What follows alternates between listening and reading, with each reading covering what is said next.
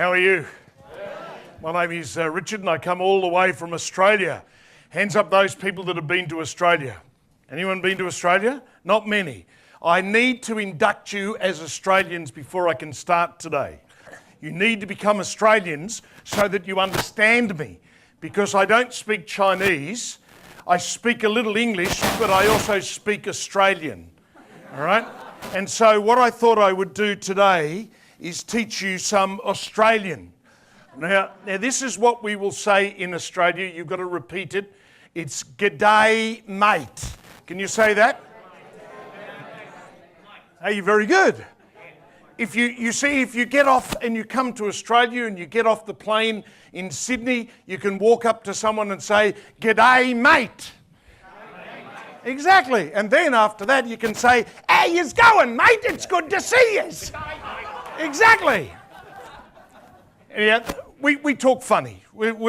I think many years ago we were convicts that came from England and they sent us down, and I think we're still rogues down in Australia. I think they've left us down there in Australia. What I would love you to do, incidentally, towards the end of this presentation, my email address is up there. In fact, if I go back one bit, that is my email address, richarddaniel@cvc.tv. I wonder if you could do a favour for me. You see, my staff actually think I'm coming to California to sit on the nice beaches that you have here. If some of you with your smartphones could take a photo and email it to me, all right, then I will send it to the rest of my staff saying, "No, I'm actually working here." So any of you that have a smartphone that can send an email, that is my email. I'll put it up again at the end of the presentation. Take a photo, make sure I'm looking good and doing something, and then I can forward it to the rest of my staff and say, "No, look, I'm actually working here." Let me smile. Here we go. Did you get that one? Doesn't really look as if I'm working, does it? Maybe I've got to pull one of those faces or something. Anyway, I have been studying some interesting things in the Bible, and one of the things that I have been studying with quite intent is what happened during the 400 years between when the Old Testament stopped and the New Testament began. What happened? They often call it the 400 silent years is what they call it. But it was quite interesting. You see, when the Old Testament finished, you had the Babylonians. The Jews were in exile. They went to Babylon. They were in Babylon for a while. The Babylonians were very mean, nasty people. They loved war. They attacked Jerusalem and they took their people back into their land. And then, of course, they were captured by the Persians and the Medes. And they took over, and they were a little bit softer to the Jews, and they allowed them to go back to Jerusalem. And they built a temple, a smaller temple, but they also built the wall. We know the stories of what they did in creating the wall back again. And so the wall was created, the temple was created. The interesting thing was that at that particular time, when the Bible ended the Old Testament, there was a king at the time that had an allegiance back through to David. And the priests at the time had an allegiance back through to Aaron at the time. So everything was back as God had designed it to be. 400 years had passed, and when the New Testament opens up, we find that it's the Romans that are the most dominant power in the world. And the interesting thing about the Romans at that particular time was that the king was not a descendant then of David and back through Jacob. He was actually a descendant of Esau. He was a descendant of Esau, and therefore outside the realm of where God wanted him to be. That was Herod the Great. And the priests at the time were also ring-ins that they'd brought in, that they wanted to take over the Jews, and they had no allegiance back through to Aaron, if you follow it through. And that was the time that Jesus came back. You see, many people actually call that period of time the preparation days for Jesus when he came back onto this earth. Those 400 years where everything again had got out of whack again, it got out of God's plan, and part of God's plan was to send Jesus back down again and set it right. But this time through the cross, set it right correctly. when I was studying some of those 400 years, a couple of verses came to my mind. One was in Romans chapter 14. It is written, "As surely as I live, says the Lord, every knee will bow before me, and everyone will acknowledge me as God." And Matthew chapter 24, verse 14 says, "And the gospel of the kingdom will be preached in the whole world as a testimony to all nations, and then the end will come." What happened in those 400 years? In those 400 years, to be honest with you, technology did not change at all. If you look at where the Bible ended off in the Old Testament and the New Testament, houses were still the same. They were still using fire as their main means of light and warmth. Sandals didn't change. There was no means by which of communication that had actually changed. And yet if you compare that to what actually had happened in, say, the last 50 to 100 years, what has happened? We've had an explosion of technology. You've been hearing about it all day today. An explosion of new ways to be able to reach people. Why couldn't they do that before? Some would say, well, there wasn't the intelligence around in those days to be able to invent things like a smartphone. I don't agree. I think man was man, all right? They had a brain. God gave them a brain. Why didn't they invent? Others have said to me, well, there wasn't the resources around in those days. But there was. Most of the resources that we have today are plastics and all the metal that we use and steel. It all comes out of the ground. It's manufactured, so the resources were there in the ground. You know, I think it's very much in line with Matthew chapter 24 that says everyone will hear the gospel and then the end will come. Do you know what we're doing here today? We're sitting in this world at the moment that is coming to a close. And whether you believe, some of the commentaries that I've read have said technology is part of the end days, and some people have totally disagreed with that and said, no, it's not, it's just a coincidence. It doesn't matter where you sit and what you think in regard to technology. Technology is there right now for us to be able to reach the masses. And I think it's there now. It's our watch. It's our watch. Before you and I pass away, and I don't know if Jesus is going to come back before I pass away, but it's my watch. It's your watch. And we have to do something to be able to convince as many people as possible. You, like me, I'm sure, have got many friends and many family that are not going to go to heaven. And I've got to tell you, the other place that they're going to go to is pretty bad, and I don't want to go there. And I'm sure you don't either. And so our job and our challenge is to get out so that everyone, in other words, when Jesus comes back, I want to do what Romans chapter 14 says. I want to bow, not because, my goodness, it's too late. I want to bow because Jesus is my Lord and my Savior, and I want to reach out to as many people as possible. My job is China director. I know I'm not Chinese, but I've been to China, 14, 15 times or so. I love China. I've got this amazing passion for China to reach out to as many people as possible. In fact, I can tell you a story. I watched a documentary on Australian television, 12 months ago now, and it was the story of Chairman Mao.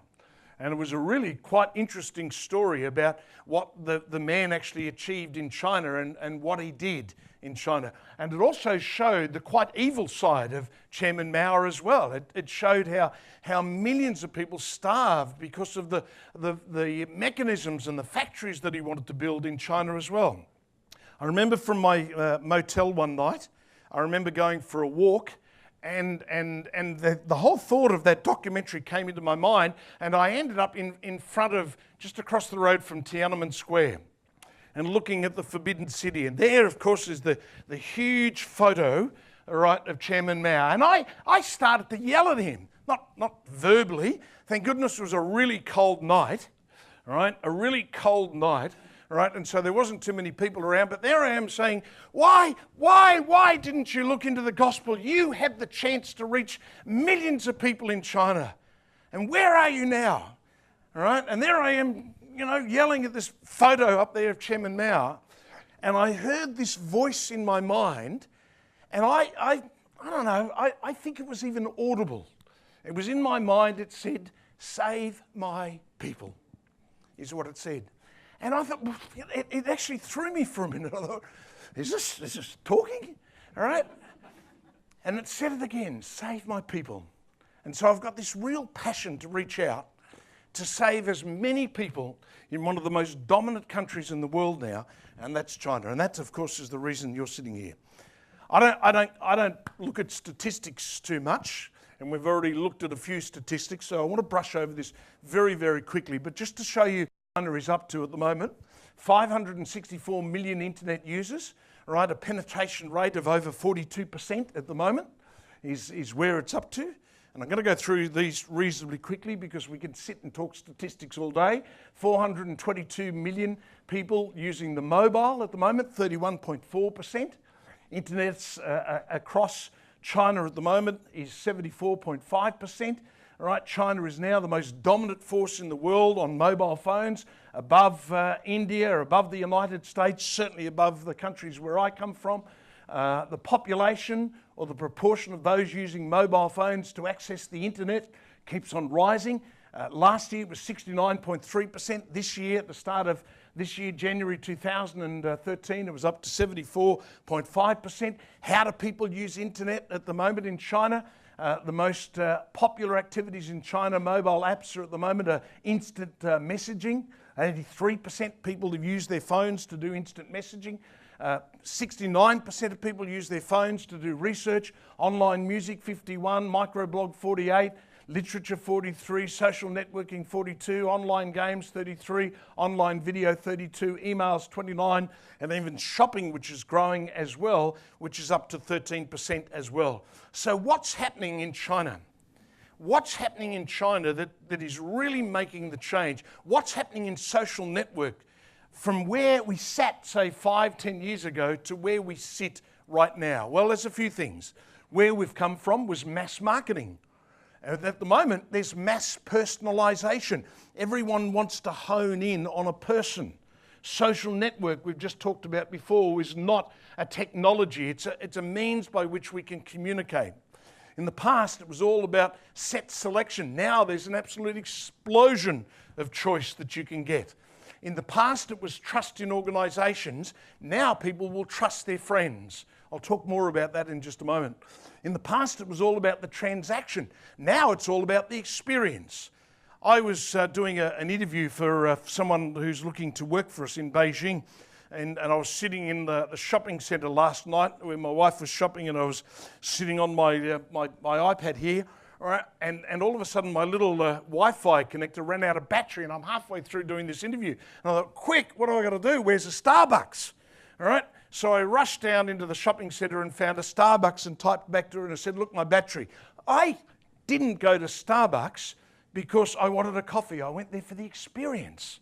And so many people are going to those coffee shops and those places where you can get free Wi-Fi for the experience. In the past, it was the transaction.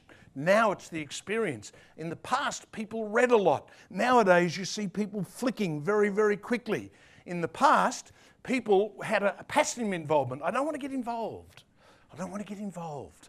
Now, people want to get involved. They want to be engaged. They want to go online and have their say. They want to be involved so that they can share what's on their mind as well. In the past, there was a long attention span. Right now, there's multiple switching. If my son, who's 21 years of age, was sitting here listening to me talk at the moment, he'd be doing Facebook, right? He'd be doing Twitter. He'd be doing everything else, right, rather than listening to me. In fact, I can give you an example. My daughter, who's 25, before she moved out of home and she moved to Sydney, right? My daughter, I remember my wife one night was yelling to her saying, Melissa, will you come to dinner? And then I heard it again, Melissa, will you come to dinner? 6 or 7 times, my wife yelled from the kitchen to her bedroom saying, Melissa, will you come to dinner? I got my mobile phone, right? I got onto MSN and I said, dear Melissa, daughter of mine, I love you very much. Your mother is currently calling you for dinner. Would you please come? She walked out of her bedroom within 3 seconds and said, why didn't someone call me? That was her world. If she saw it on her mobile phone, she was there. That's her world. right? So young people don't have long attention spans anymore. That's why we do short videos and not half-hour videos anymore, and everyone's talking about 3-minute videos. Because how many times have someone sent you an email that's got a video on it, and after 30 seconds you say, that's enough. After 10 seconds you say, I'm not interested anymore. So we've got to do things that are short. Organisations at one stage dictated the terms. Now the consumer is in control. Right? In the past, it was a limited information. Now there's an absolute information overload. And it's all about trust as well. These are some statistics that came out last year that I think are fascinating. The percentage of people that trust their friends, 85%. I think that's reasonable. I trust most of my friends. I think you would trust most of your friends. The percentage of people that trust strangers, 70%. And the percentage of people who trust advertising, 5%. I spent 30 years selling advertising, but only 5% of people actually trusted everything that I sold. All right? Percentage of people who trust strangers, 70%? Some of you, I can see that's not right. And yet, I booked a holiday after we leave here. My wife and I are boosting your economy here in America is what we're doing. In fact, my wife's shopping at the moment, so the deficit that you currently have, you won't have it very long. All right? It'll all be on my credit card, so don't worry about that. All right? But I went looking for accommodation. We're going up to Seattle, and I went looking for accommodation. And when I went on to Expedia to have a look at some of the accommodation hotels, there were a couple of people saying, don't stay at this hotel. It was a bit noisy, walls were a bit thin, pillows weren't nice. What did I do? I never knew that person, never met them, but I trusted them. I went to the next motel, and they said, look, this was really great, but the service wasn't really good, and when we checked in, they took 20 minutes. Oh, I won't go to that one. This one, really great motel, wonderful staff, excellent experience. Right, let's have a look at that motel. I trusted total strangers. When you're buying a product online, you will go to the review page, and they'll say, don't buy that camera, all right, it's not really good at the moment. Why? Why? We're trusting strangers. That's the world that we live in at the moment, all of us are doing. In fact, the world is changing. Do you know that if you now read just 7 newspapers in your lifetime, just 7 newspapers, you have read more than the average person did in their lifetime only 100 years ago. Isn't that amazing? Just 7 newspapers, and you've read more than the average person in their lifetime did just 100 years ago. You are bombarded with over 5,000 media messages a day here in California. In the USA, the television is on in people's homes for over 8 hours and 18 minutes a day. Right? We sleep for only 6 hours and 40 minutes on average a day. Right? We go and hear a sermon in a church on a Sunday for 30 or 40 minutes a week is what we do. And if you have a mobile phone, like my mobile phone, my iPhone in my pocket here, if you have one of those, you have more information at your fingertips now than the President of the United States had only 15 years ago. Isn't that amazing? So where's it going to go in the next 5 years? And we go to church and we listen to a sermon, perhaps an hour, 30 minutes on average, 40 minutes, yet the world is bombarding people on average on their televisions for over 8 hours a day. We've got to do more than just a church service on Sunday. Church and Christianity cannot just be a Sunday religion anymore. It's got to be that people are involved in it every single day. And that, my friends, is one of the ways that we can actually reach out to people. Oh, and incidentally, a lot of people say to me, yeah, well, that's great. It's all really good for your daughter who's 25 and your son who's 21. It's all for the young people. I heard somebody else say it earlier on this morning. You know, the fastest age group that are buying iPhones at the moment is the 50s plus. They are the biggest group of people that are buying iPhones. Not my 25-year-old daughter. She can't afford one. All right? In fact, I can show you an SMS 2 days ago when my daughter was pleading with me, oh, my phone's all broken on the screen. Guess who bought her one? All right? And I got a text last night, Dad, my new phone arrived. And they're great, thanks. I paid for it. All right? 50s plus, the biggest group of people that are buying iPhones and Android phones as the world at the moment. The largest group on Facebook at the moment is women 45 to 60. That's the largest group. So don't let, their statistics incidentally from Facebook. So they're not my statistics. You go onto Facebook, look up Facebook statistics, and you'll find the biggest group on Facebook is women 45 to 60. It's not young people. Do you know the biggest influence on, I've got about 200 friends, I think, on my Facebook. You know the biggest person who's the most influential person? That's her photo there. It's my 73-year-old auntie. She is the most influential person on my Facebook group at the moment. Why?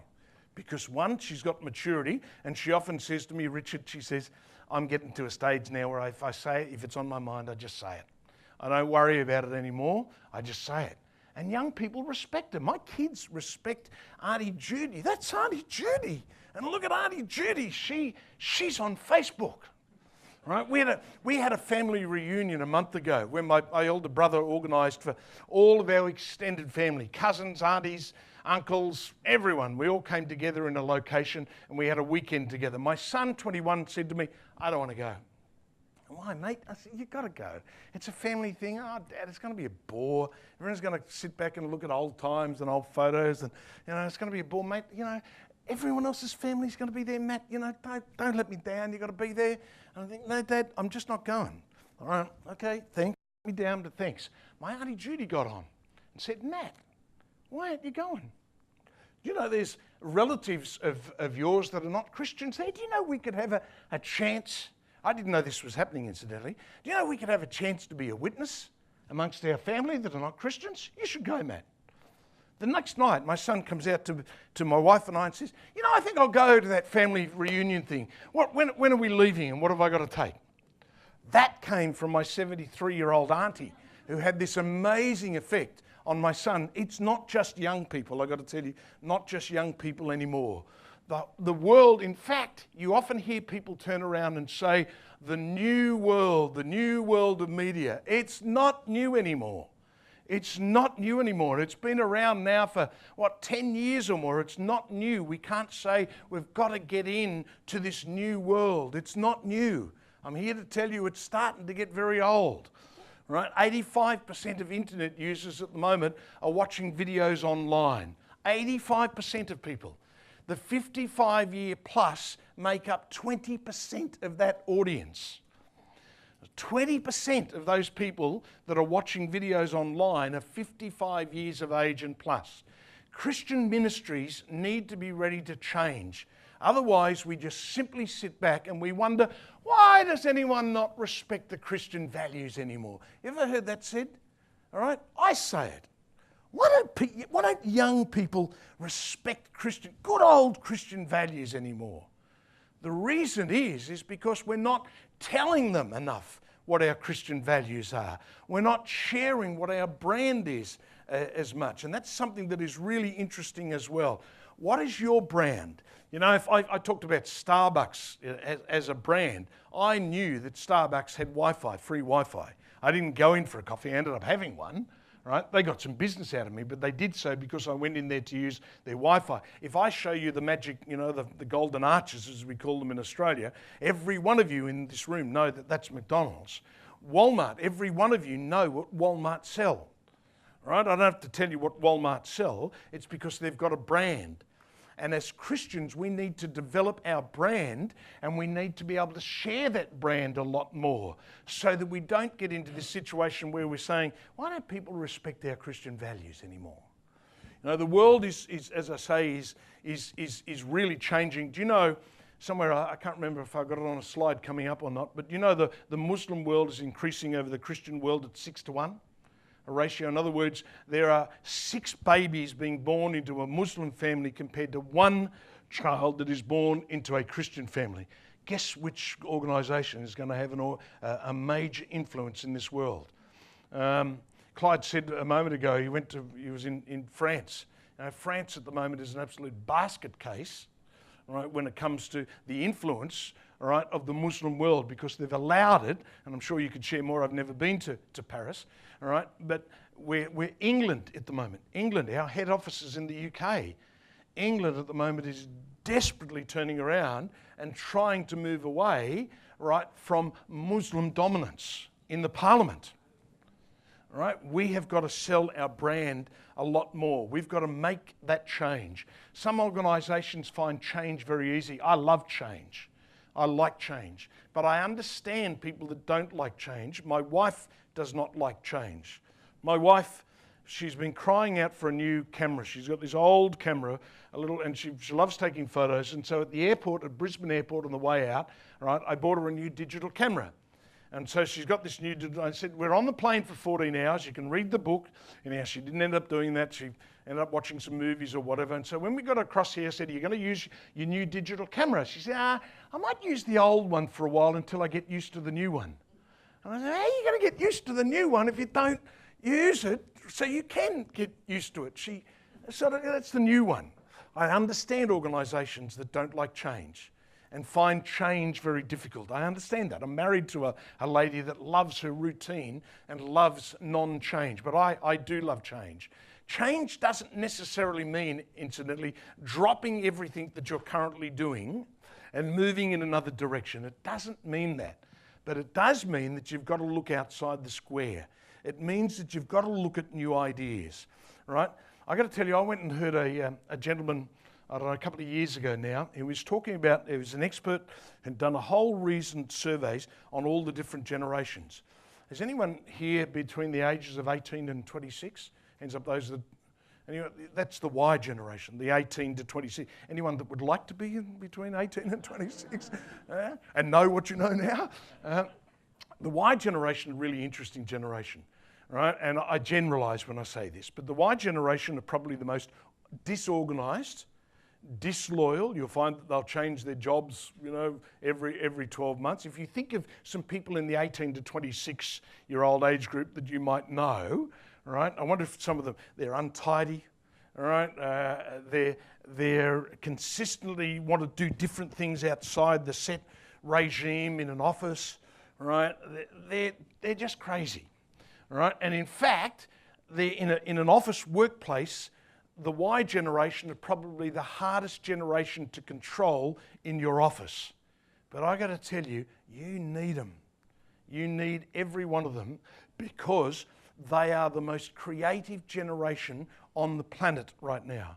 They are the most creative people on the planet, and if you don't have any 18 to 26-year-olds within your ministry, and if you don't empower some of those people, control them by all means. Our 18 to 26-year-olds give me more problems than anybody else on our staff. But I love them because they're the ones that are saying, Richard, I've got this new idea. I've got this idea that we can reach into China by doing this, this, this. Okay, tell me your idea. What have you got? Let's have a listen to it. And let them make mistakes.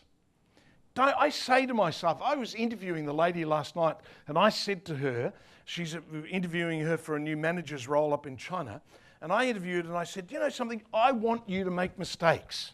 And she sort of was, what? I said, I want you to make mistakes as long as you learn from that mistake.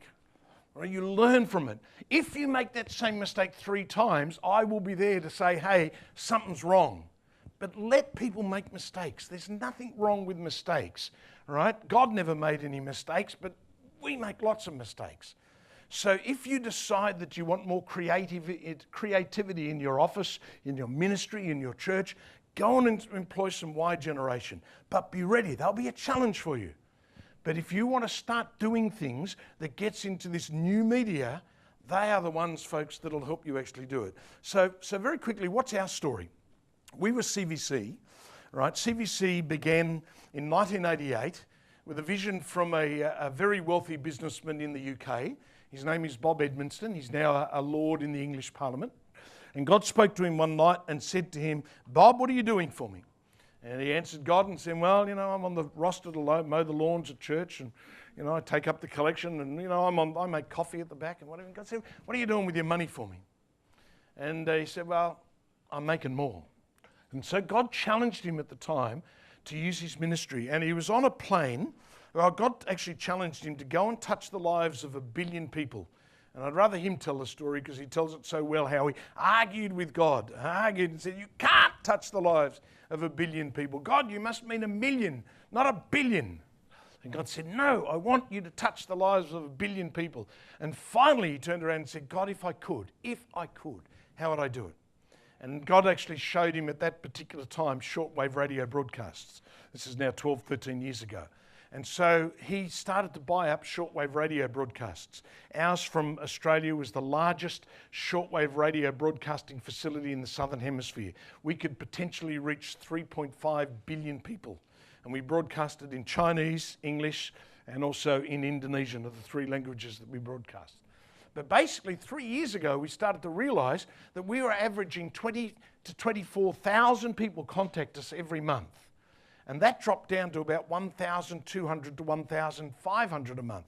And we knew we had problems. We actually thought at one stage that we would shut down the ministry and close. And God showed us this new thing called Yes He Is. And basically Yes He is a resource for Christians to be able to share their faith easily online is what it is. And this is how, if I can give you an example, this is how it basically works. Right? The ministry works like this. If you can imagine a Christian talking to a non-Christian, and the non-Christian turns around and I say, I'll pick on David here and say, David, you believe in a loving God? How do you believe in a loving God? How does your God allow an earthquake to happen in Sichuan or an earthquake to happen in Japan? Do you believe in a loving God? Your God's crazy. Right? If you could take your mobile phone, on your computer, on your tablet, whatever means, in 9 different languages, including Chinese, and you could go to yesheis.com and search in there and say, why does God allow suffering? Up will come a series of short videos that you'll be able to say to your friend, watch this video. It lasts for 2 minutes and 28 seconds. Watch this video. This will show you why God allows suffering. Or if you're on one of the social networks, including every social network that you could possibly think of in the world, and you've got a friend that's that you play tennis with them every Wednesday night, and you just love to be able to share something of. You can go to Yes He Is. If they're having a marriage problem, search marriage problem. If they're having bullying at school, whatever the circumstance is, there's over 4,500 videos right on there that are short. Some are more Christian than others. Some have got a Bible verse. Some are designed specifically for those people that you just want to talk to that have never been introduced to the gospel. So listening to a half-hour sermon is not the way that you're going to introduce them to the gospel. To the gospel. You just want something short. You'll find that there as well. You'll find some really good Christian values. You'll find some really good family value on the site. So I wasn't too sure whether we could go to the site live, but I thought I'd just take a couple of captions. When you go to the site, and of course you can see up in the top there's languages. When you click on that, right, that drops down to the 9 different languages, and you can choose Chinese if you want or any other language. There's a whole, that's the top half of the screen, right? You'll see that there's featured videos, popular videos, trending videos, recent videos. The recent videos are the ones that we put on. The featured ones are some that we want to feature on a topic. The trending one is really interesting. We survey the world all the time through Google Analytics to we find out what are young people actually talking about today. What are they talking about? Not actually young people. What is anyone talking about? And so they come up as some of the trending videos and also some of the popular videos. On the bottom half of the screen, right, on here, so there's the top half of the videos. On the bottom half of the screen, you can actually see a live record of how many people, right, there's actually 5,200 videos on there and 442 still photos. How many people at the moment, 102,800 people are actually sharing videos from that site. So this is actually live, right, is what it is. You can see so far, since we started this not so long ago, 2.5 million people have actually watched some of the videos, right? And you can see even, this is all live on the screen, you can actually see where people are watching the videos. And if you decide that you want to create your own profile, right, in your own profile section of the site, you can actually, if you share a video on Facebook, you can actually see the progression of that video of how many people are watching that video and if people actually become a Christian out of the video as well. So for example, say you choose a video. I don't know if you recognize this guy at all. Recognize that guy? Did anyone see The Passion of the Christ of the movie? That was the guy that played Jesus. right? There's this fantastic interview with him, and he shares his experience of what it was like to actually play the part of Jesus Christ in the movie and what he went through, literally hanging on the cross, and the pain, and it was a freezing cold day, and he was absolutely freezing, and his feet and toes were absolutely almost falling off, and the director kept on saying, sorry, we've got to do that scene again. He sat through for 6 hours a day in makeup before he even started. I think it was 6 or 7 hours. Anyhow, that video is on there that you can grab that and you can share it. And you can share that video with a non-Christian to say, hey, you might have heard of this video. Have a look at this guy. Don't even have to mention the word Jesus. Have a look what this guy went through when he recorded this film a few years ago. So what actually happens then is if people actually watch that video and you like it and you think, yes, I would like to share that video, you then go on, as I did here, onto my Facebook, right? And I've got here, interesting interview. If you saw the movie The Passion, here's the guy who played Jesus. Really open interview of what he went through. Enjoy this. That's all I said to my Facebook, right? After that, I had 10 other people that watched that video on my Facebook and then shared it with their friends. On top of that, I could actually sit on my statistical page and watch what actually people were doing. If someone gets to the end of that video and they think, yes, and there's some of the some other people that are making comments about the video that I actually shared when I did. When you get to the end of that video, right, and there's just part of the video there where he's actually being interviewed and so forth. These are just some captions. There's another section at the bottom which says, here's some other videos.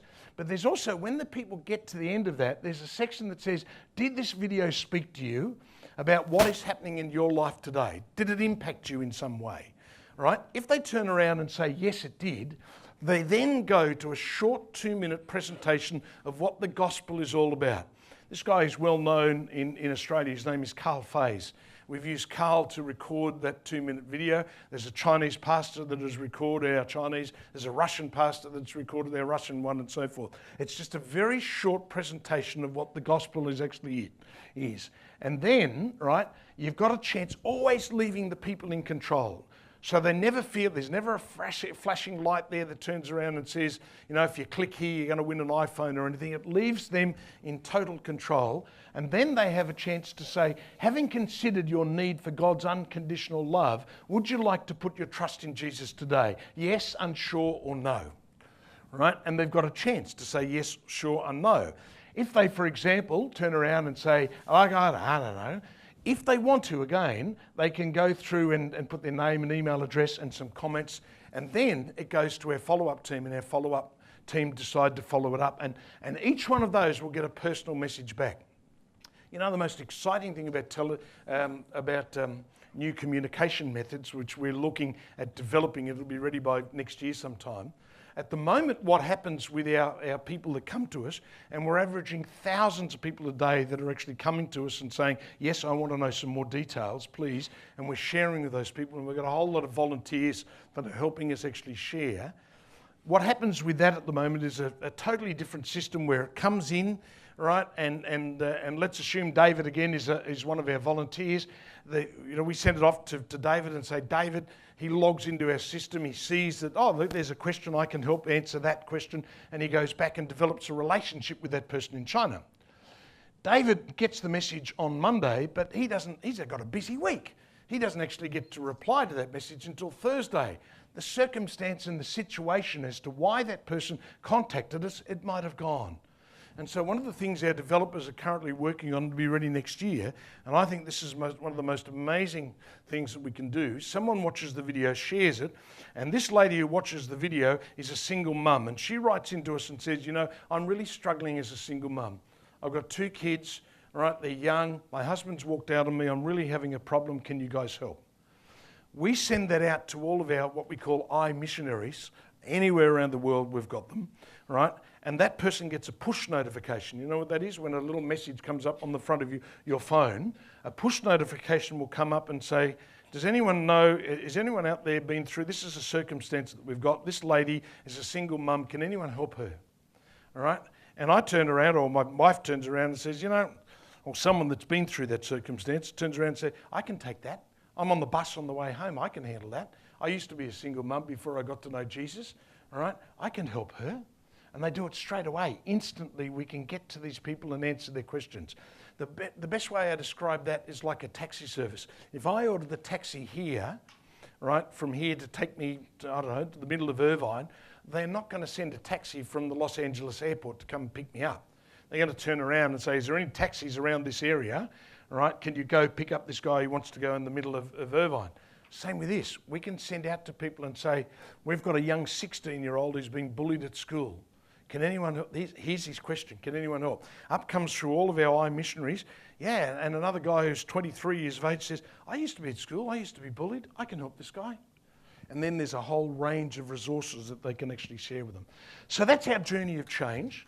I say to you, don't be afraid of change. And if you don't know how to make change, get some people amongst your organisation that do know how to make change. Give them a little bit of free will. Let them have a bit of rope. They won't hang themselves because you'll always be there watching them, just as I'm always there watching our particular staff as well. So I loved coming across. I loved what you guys are doing. I believe this is the 5th year or so that you've had this meeting. That is fantastic. I want to come back again, and I really appreciate your time here today and listening to what I've had to say. Thank you.